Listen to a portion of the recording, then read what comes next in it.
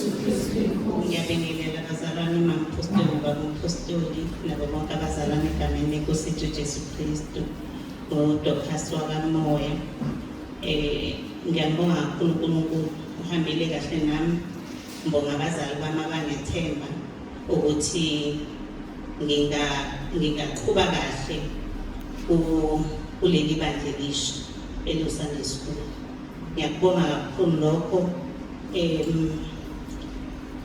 Ngiyakujabulela kakhulu ukuthi nawo uSunday School ngiyamfisela ukuthi umthande kakhulu uNkulunkulu. Bese ngibonga kubazali ukusilethela labantwana bebahle befundiseka noma kukhona lapha nalapha yakusala khona, kodwa siyamkhola uNkulunkulu. Ngiyacela namanje ukuba sibakhulise ngendlela okuyobe yabo okuyothi noma sebekhulile bangasuki kuwo ekuthenini ivaliwe igole kodwa livulwe izwi, kube khona abadlala nakho ukuthi ufunde ukuthi uJesu Kristu inkosi. Bese kuba uwozana isithethe indaba.